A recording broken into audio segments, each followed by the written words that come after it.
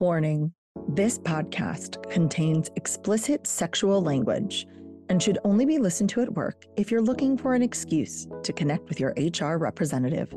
Additionally, all mentions of the word women include cis, trans, NB, genderqueer, gender fluid, and those still figuring it out. Yes, you are welcome here. Will you open up with me? These pages, they can feed your innermost desires. Do you feel inspired? Are you getting what you need? Are you coming curiously? A secret safe with me. And here you can simply be yourself. Jace reads romance. Come on in, come on in, come on. Hi, y'all. This is Jace, she, they, and you found Jace Reads Romance, a community dedicated to empowering women about sex and sexuality through the reading of romance novels. We have another reader interview today, and I am so excited to be joined by Kayla, who will introduce herself and what she's most excited to talk about when it comes to romance novels. Welcome, Kayla. Hi, Jace. Thanks for having me. Yay! All right, everyone. My name's Kayla. My pronouns are she, her, and I'm just really excited to be on here today chatting about romance novels, which is one of my just all-time favorite things. I feel like, especially when it's cold outside and the weather kind of gets crappy, what's better than like snuggling up with your favorite book inside with some kind of warm drink just to like flip through the pages. So it's my favorite time of year because of that. There's never a better excuse to read romance novels than when it is gross outside. Yes. Okay, let's dive right in. Kayla, tell us a little bit about how you discovered romance novels. What age were you? What was your first book? And what did you think when you opened up or read that first explicit scene? Oh my gosh, this is actually probably like one of the most exciting things, or one of the things that I'm most excited to talk about is like how I came to reading romance. Yes. Yeah, just because it's kind of, I don't know, it's very near and dear to my heart. So my best friend from middle school, she's read romance books forever. And she was always like, Kayla, you got to get on this. You got to get on this train. And I was like, ugh, Emma, like, I'm busy. Like, I have things going on. Like, I'll get there sometime, but not right now. And so she just like over the years, since 5th or 6th grade, she would just like always kind of poke a little bit, be like, hey, do you want to read this book? Or, hey, do you want to do this? And I'd always be like, I don't have time. No, whatever. So probably about 2 years ago, actually, like winter in Chicago 2 years ago, I was new to the city. I had like just moved here, was like kind of struggling to find a job that I was liking, and also went through like a terrible breakup. Always. And I was just like depressed. And my friend knew, and she goes, Kayla, I know you have pushed this away for years, but what about reading a romance novel? What if you did that? And I said, okay, sure. Yeah, I'll do it. What should I start with? Okay, what was it? Yes. So I went to visit her in person, and she was like, oh, well, you have a long drive back. Why don't you like listen to an audiobook? She was like, there's these 3 short stories by Allie Hazelwood. It's about like 3 friends. They're 3 short stories, and you should listen to them in this order. She was like, listen to Pink first, then the green one, and then listen to the blue one. She was like, you don't even need to know the titles. Just pay attention to the colors. You'll have time to get through at least one of them, like on your drive back. Because she lives in Kansas City. So I was driving back from Kansas City back to Chicago. So I remember I just like threw one on maybe about halfway through my drive. And I think I called Emma right afterwards and I was like, Emma, Yeah. what is this? Why didn't you make me do this sooner? And she was like, Kayla, I've been trying for years. and it just kind of like toppled off from there. Like, yeah. I listened to all 3 of those. She just started like mailing me books. She would like send me recommendations. We have like a big book list between the 2 of us. So basically like our friend book club was born, and all we do is read romance books. That is a good friend. That is a really good friend. Also, I don't know if this has happened in these last 2 years, but as you delve into romance, you can sometimes get really niche. You can find, I am now only about Omegaverse with these types of humans, and I need this type of trope involved in it. And so many people say that Ali Hazelwood she has a shtick. She has a thing that she does, but a formula to her stories. Doesn't mean I haven't, pre-ordered Bride. Doesn't mean that I have not already pre-ordered it. Absolutely. But she's a good one. She's so accessible. That was such a good recommendation. So kudos, Emma, for knowing the gateway drug. She did. She knew what would get me, apparently. But it was, I think, kind of the other special part about like the Ali. Wow. I think kind of the other special part of the Ali Hazelwood recommendation was that the female characters are so strong and smart and likable. Like they're just so relatable as women. And so I think when I was kind of feeling down about myself, kind of tapping into those really strong, intelligent female characters kind of just like, boop, smushed me into like a better spot, which was great. Yes.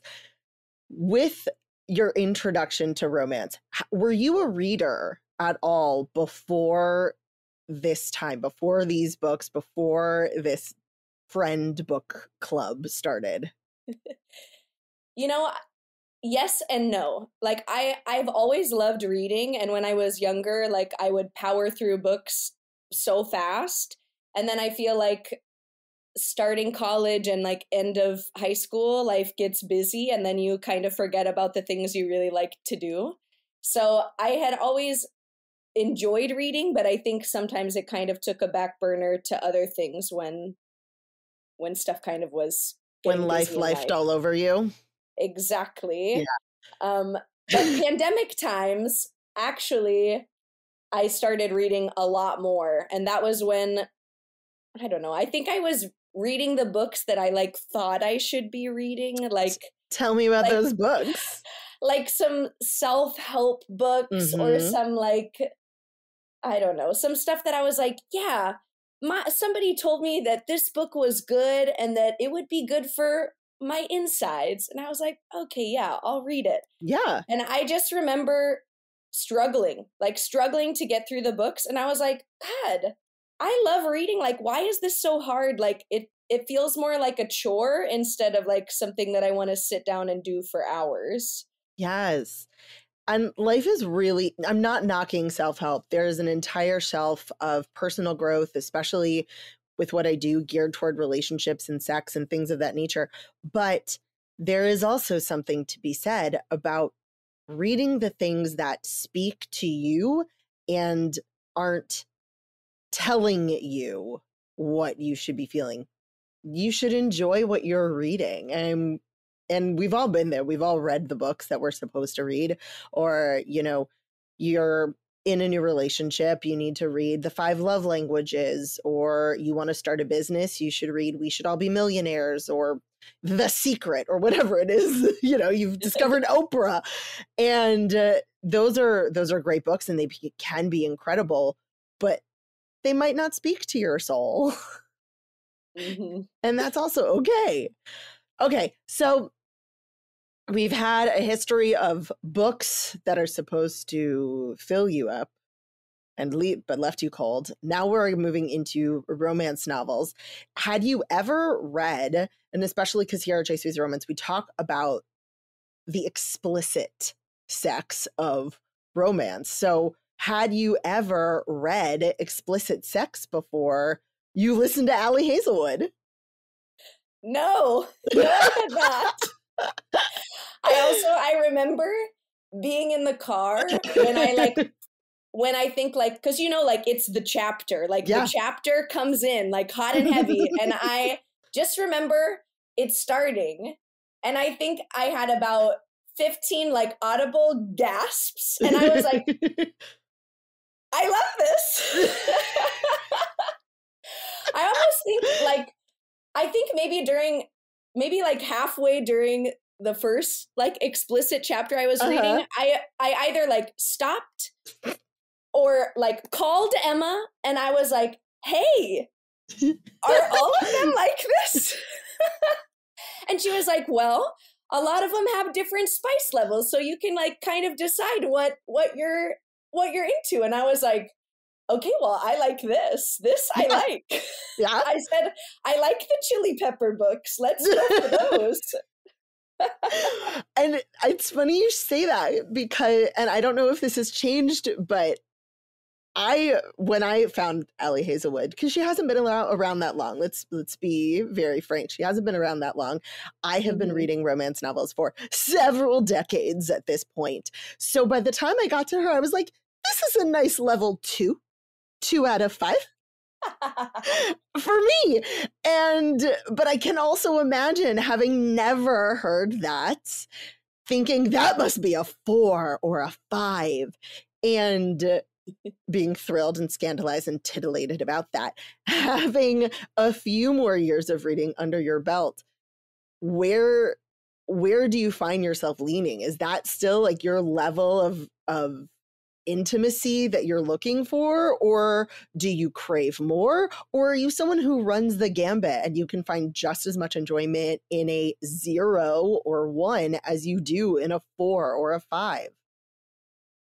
I feel like I'm kind of all over the board. I think it depends how I'm feeling. Like sometimes I want the spice and I'm like, give me the spice. This is what I want to read right now. Like this is the kind of book that I'm interested in. Mm-hmm. And then there's other times that, I don't know, sometimes I really like the storyline. Like sometimes if the storyline and the character building isn't there, I don't feel like as invested. Like I think sometimes it makes the intimate moments, even if they are like less scandalous, like it feels more deep.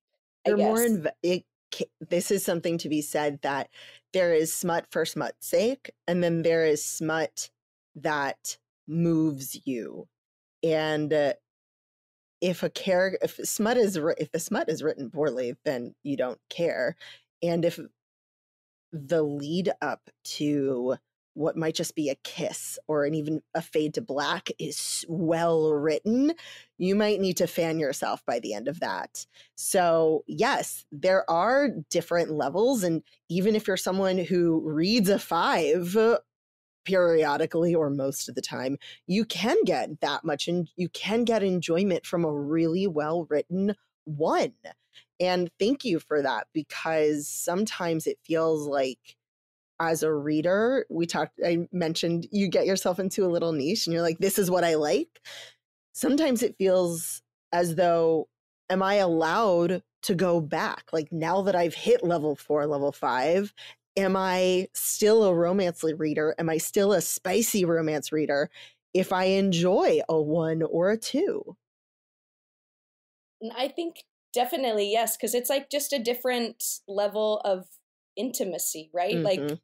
Like sometimes the lead ups and like this crafted storyline of like these characters that like their paths are suddenly crossing, like I don't know, that sometimes the build up and that storyline feels like a lot more intimate. And I think me as a person, I am very attached to like that kind of intimacy. Like I need there to be like something a little deeper sometimes.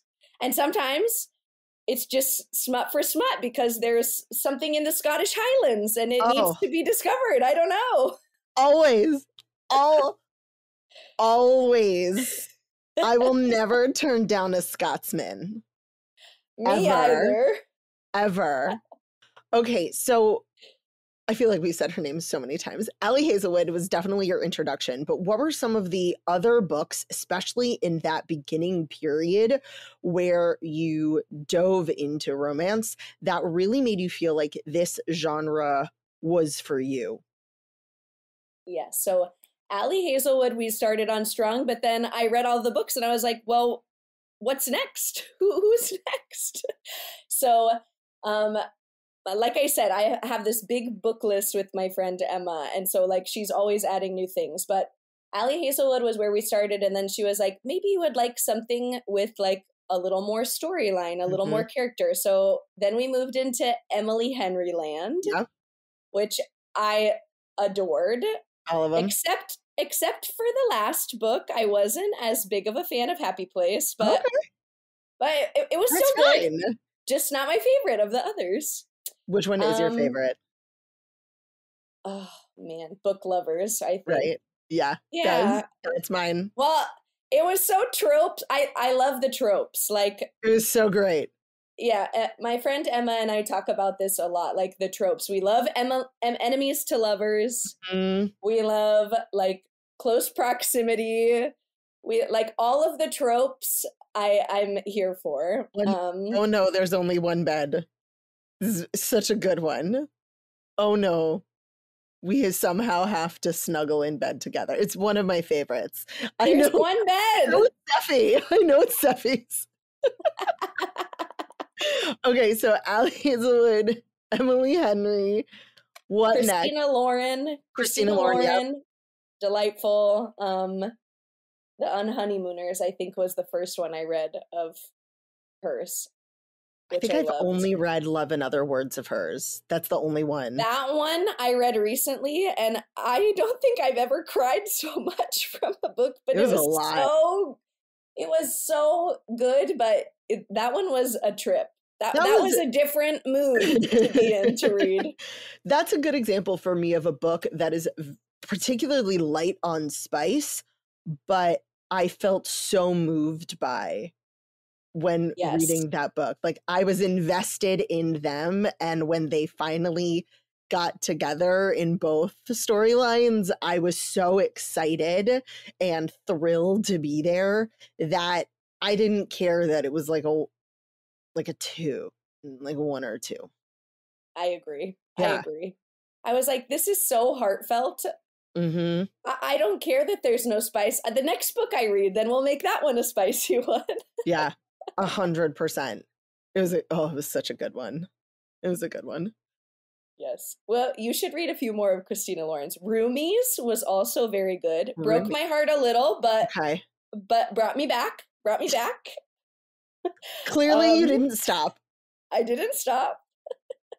I also really like Tessa Bailey. I haven't read too many of her books yet, but the one I did read, I was like, Emma, this one is spicy. I like it. Was it Hook, Line, and Sinker and Tools of Engagement are the ones that I definitely know I've read and haven't just been living on my TBR. Yes, I read, what was it? It Happened One Summer. Oh, that's the one where that was the first. She's in like a fishing village. Yeah, where they like thighs. She keeps talking about his thighs. Yes.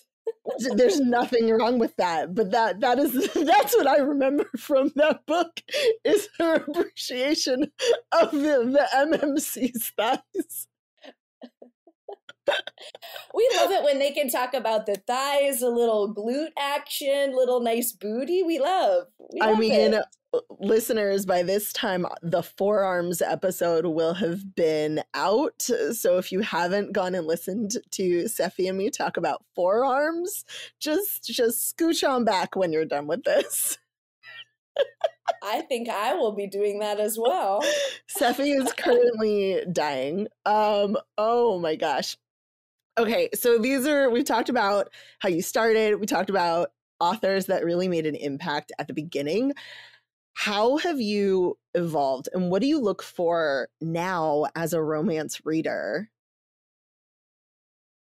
That's a great question. I feel like I still feel so new. Like I know that I've been reading it pretty regularly for a while now, but every time I finish a book, I call my friend and number one, we talk about the book, which is kind of my favorite thing about book club. But then she's always like, well, what are you in the mood for? Like, what do you want to read? And then she'll make some kind of recommendation. Or like I said, we have a list. So like, it's like something is always on deck. But we have had chats about moving a little more into like period historical romance, which I'm intrigued by. I did read Pride and Prejudice for her like a while back in the day. And I was like, I mean, like, it counts, Emma, but it doesn't count. I said, Emma, this is fine, but like this was hard for me to get through because there were so many characters. I didn't know who anyone was. And she was like, watch the movie first and then read the book and then it'll be fine. And she was correct. It worked.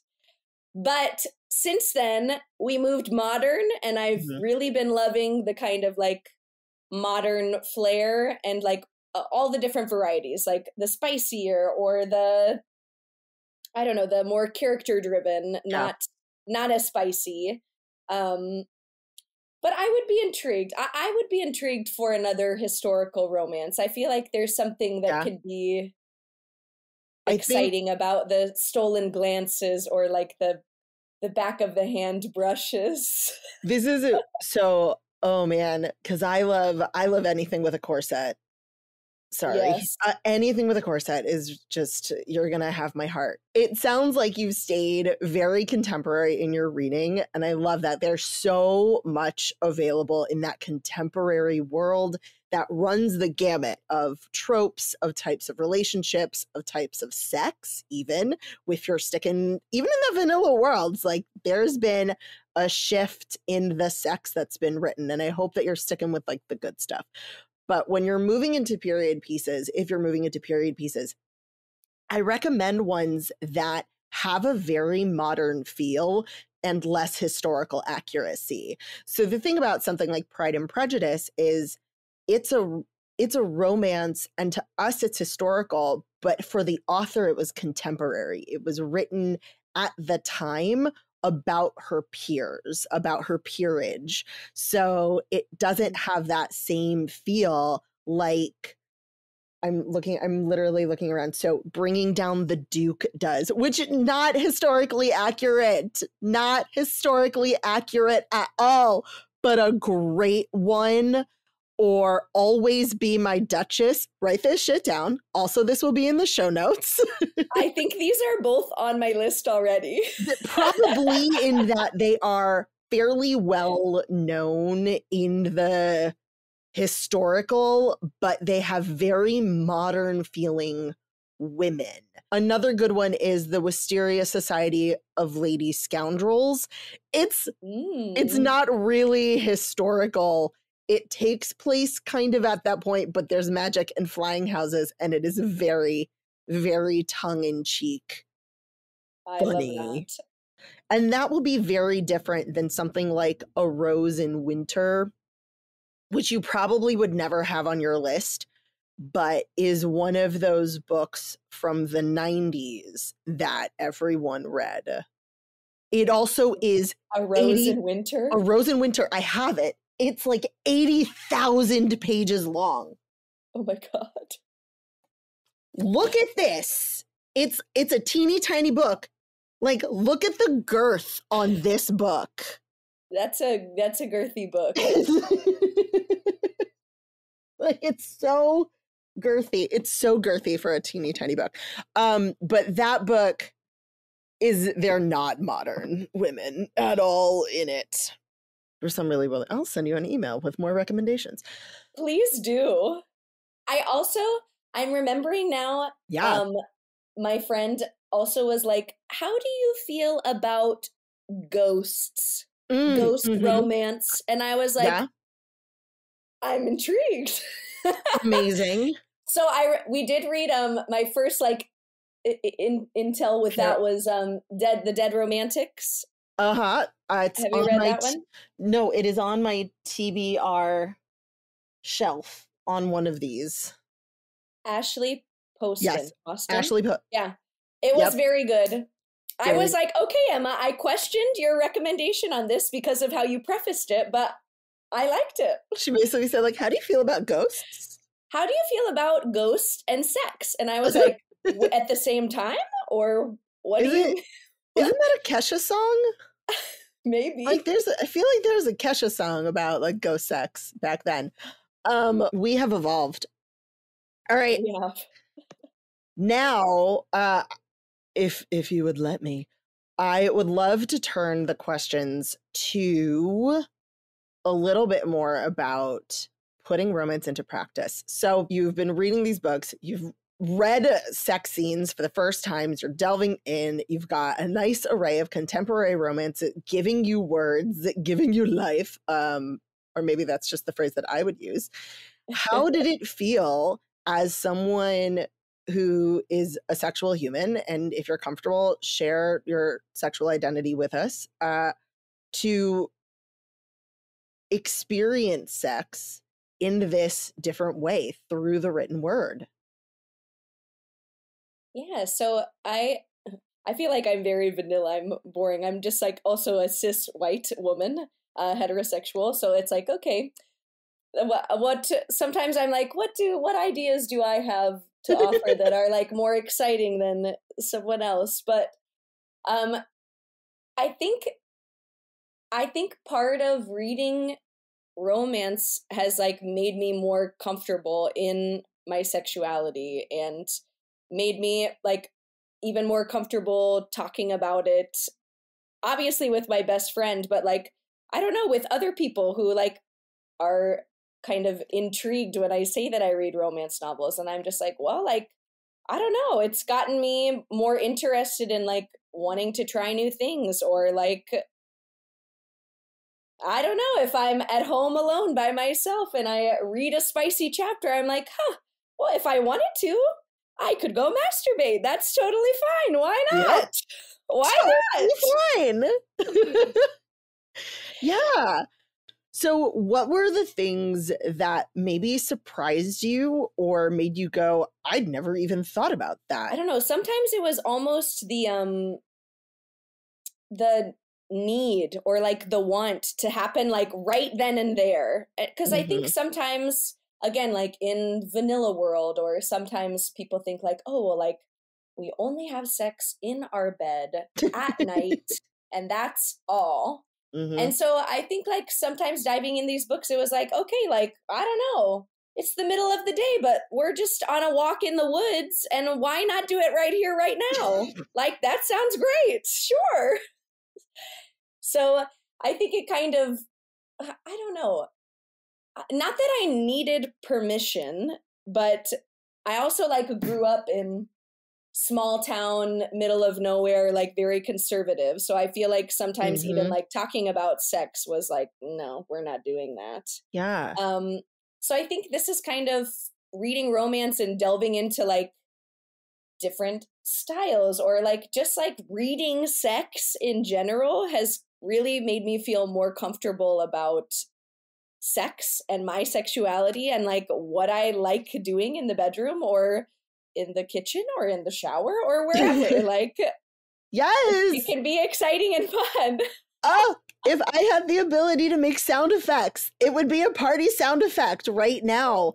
And that is exactly why we're here talking about explicit romance, because so often we're given the idea that yes, sex exists, but if you don't talk about it, it stays this amorphous thing that, like you said, maybe only happens in the bedroom, or for a certain group of people becomes the butt of the joke. Oh, well, when you're in a real relationship, your sex life disappears, and it occurs on the bed, in the bed, on birthdays and holidays, and it's boring and hopefully satisfactory for the dude.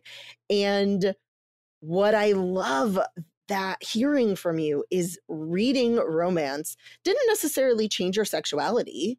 As you've stated, you are still a cis het woman, but it allowed you to embrace sex as a more dynamic and nuanced thing that could happen in the shower, in the kitchen, in a car, on a boat. I'm trying to think of like all the places that those books have had sex that we've talked about. Like I'm trying to be like, I know, I'm trying to run it through my head also. Like all of these other places that are filled with passion and excitement and satisfaction.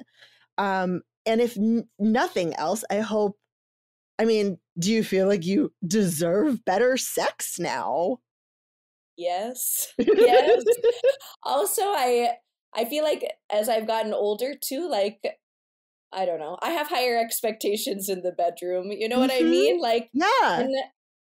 And I'm also like, why did I not have these expectations this whole time? Like, it should be about me and about us and about the thing, but I'm so also in a long distance relationship. So I think the books have also, I think, kind of helped us to kind of get through that. And also sometimes when I'll read a really spicy chapter, I'll be like, hey, boyfriend, can I just like read you what I just read? Because it was saucy. Yes. I'm going to pivot this.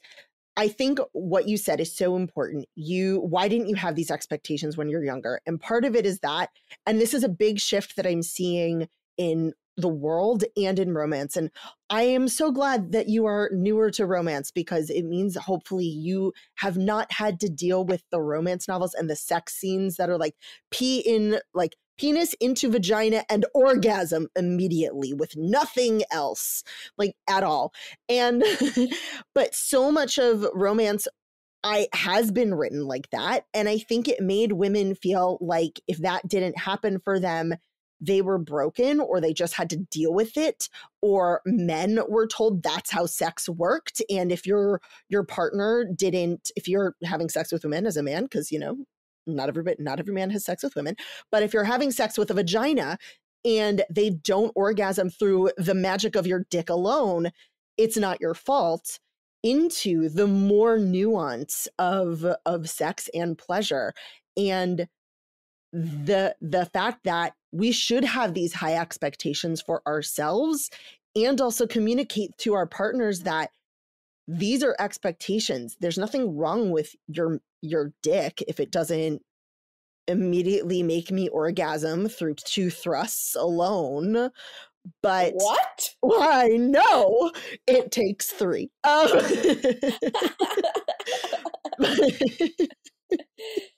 But the ability to, as a woman, read a scene that is sexy and empowering and see, oh my gosh, she touched her clit while they were having sex, or he touched her clit while they were having sex, and suddenly have the words to say to your partner, like we've talked, or maybe you've never talked about external stimulation, or hey, this thing was really sexy to me. I want to try it. I want to role play. Here are the words that I found that express what I want to try with you, my partner, so that we both have a better time.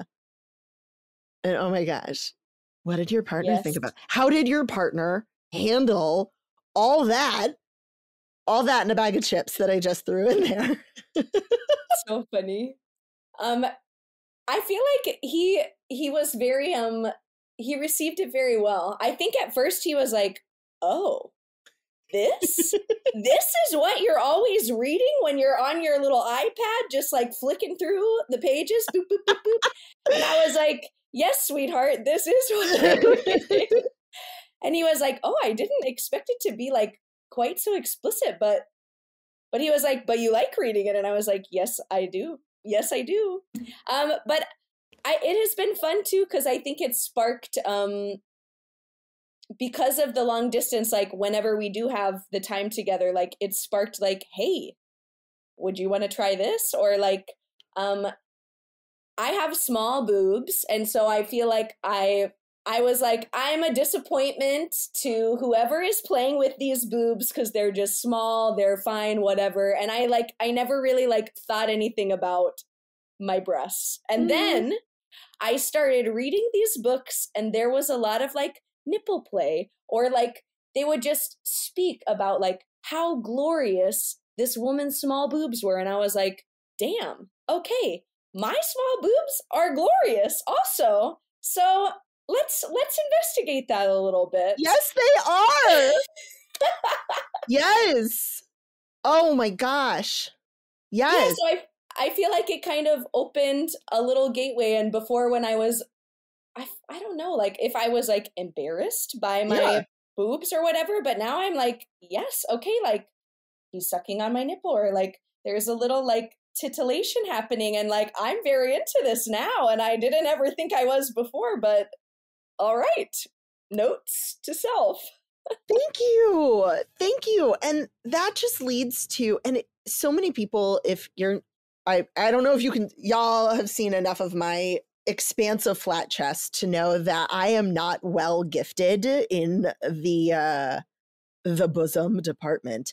But, and so often for women, we're told what it means to be sexy.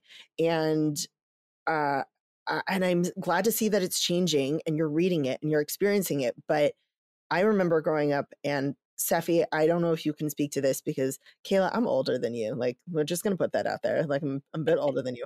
But it used to be like Victoria's Secret model or bust. Like, you weren't sexy unless you looked like them. And if you didn't have big boobs or like a tiny butt with no cellulite, like you were not sexy. And it seems so innocuous to have a main character with smaller boobs, or even if it's described as this is just a handful or whatever. There are so many women with just a handful, or who have been told by society that unless you are a push-up bra or pretending, your boobs are not worth it for your partner. And I love, oh my gosh, yes, because small boobs, number one, are beautiful. Your boobs are glorious. They are. Yes, they are. And not only to look at, and I'm sure for your partner to experience, but also to experience pleasure with. It doesn't mean anything. And so just hearing that small, not your boobs, but like that specific detail of women in romance novels experiencing pleasure with nipple play or small boobs, or just boob play that wasn't like a dude saying, look at the giant knockers on that one, can be groundbreaking. Okay. So now that you are an experienced romance reader, what are you looking forward to in the books that you're reading, and especially in the books that will come after? What are you hoping to see and read? Yeah, I am the type of person who like really loves like how these two humans worlds collide, like how they come together, and then like what they do once that happens. Like I love the lead up and the like story part of the book. So I think I'm just, even though there are a lot of tropes in the romance novels, I'm always excited to see how different authors like tackle the same trope, like kind of in a new way. So I think that's kind of what I'm most looking forward to, especially because, like I said, I feel like I've just scratched the surface of this genre, and there's like so many more books that I want to read. So I'm just like excited to continue kind of digging through the list that I have, and just book clubbing with my friend. Like every time I read something, or like if something is getting crazy, or I'm like, oh my God, like why did they just do that? I'll call my friend and I'm like, Emma, what is happening in this book right now? I'm just going to shout out Emma and thank you. Thank you, Emma, for your service in this world. Thank you for your service. She's doing the good work. The good work. Y'all, we need to be more like Emma. We need to. All right. Oh man, I feel like we could talk forever, but we have stuff to do. I like to end these conversations with the same 5 questions for all of my guests. So, Kayla, what is your favorite romance novel? Oh man. It's probably like the first one I read, Ellie Hazelwood's Love Hypothesis. That like changed it. Changed the game. Yep. Oh yeah. Oh goodness. Don't go down the rabbit hole of Ellie Hazelwood. It's so good. Okay. So don't go down the rabbit hole. Where/how do you like to read? So physical book, Kindle, audiobook, where, how, all of it combined, or is there a favorite? Yeah, so I always preferred like a paper book, like real book in my hands. But I will say I started reading on my iPad, like through the Kindle app, and it's just made it so convenient, and easy to get books. And also like I share it with my friend Emma. So then it's like she reads a book, she can like send it right to me and I can read it too. So that's, I've been leaning more towards the Kindle lately, but yeah, there's something like just very dreamy about like smelling a book as you're reading it. You know, there's a like, meme. There's a meme about that. But there's a meme about that I'll put on the show notes. But I just love to be comfy cozy, like curled up on the couch, just like zipping through the book. And I also normally always read like in bed before I go to sleep. Like it kind of helps me chill my brain out before the night, unless I really start getting into the book and then I'm like, oh my God, it's 3 a.m. I need to go to sleep. Yeah, I've never done that ever. No. No, of course not. At Jace Reads Romance, we have this idea called comfy sexy. And it is the belief that in your comfiest space, in your bed, in your reading nook, in your grossest PJs, you can still explore your sexuality through the reading of romance novels in that safe space. So just knowing that, what does comfy sexy mean to you? Oh, it just means like being the coziest possible. So sweatpants, fuzzy socks, probably like my oversized Taylor Swift sweatshirt, curled up on the couch with like a hot cinnamon tea in the sunshine, like the sunshine coming through the window. We're good to go. I love it. That's comfy sexy. Yes. Oh, that's such a good answer. Next question. Where do you feel you're sexiest?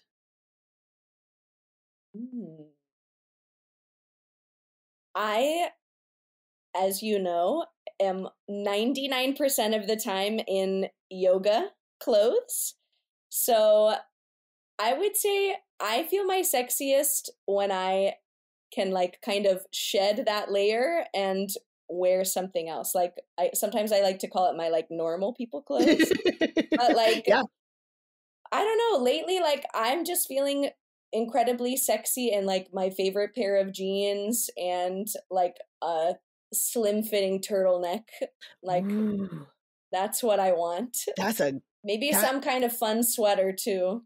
That's such a great answer. I love that.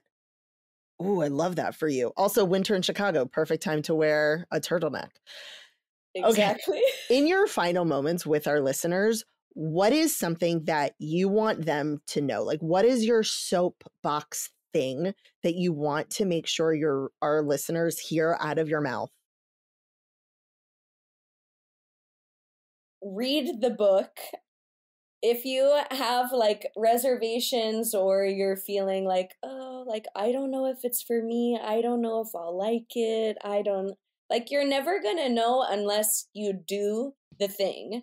You're never gonna find like the right fit for you until you try something on. So I don't know. I feel like I lost a lot of good reading years by being resistant. So like open yourself up, try the thing, do the thing, read the book. Kayla, thank you so much for spending time with us here at Jace Reads Romance. If our listeners want to follow you, send you their own recommendations, where can they do that? Well, they can find me on the Instagrams. My Instagram handle is at KlamMer. That's my Insta handle. And then I also have a website, which I can link to you. You can throw it up. And hopefully I should get a little reading list on there or something. That would be fun. Yes, please. All of that will be in the show notes. Kayla, thank you so much. It has been a pleasure getting to talk to you. You as well, Jace. Thanks for having me.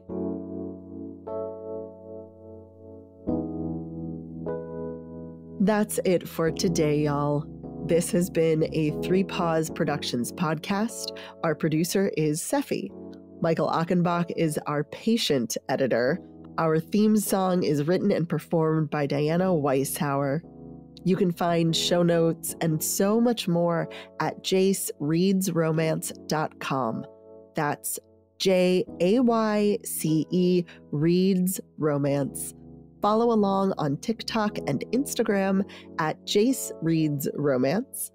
If you'd like to ask a question or share a story for the podcast, call and leave a message at 661-JACE-RR. That's 661-529-2377. Or send an email to jace@jacereadsromance.com. Finally, like and subscribe so you can get every episode when they drop. You can also leave us a review to help others find us. And remember, this is Jace holding space for you.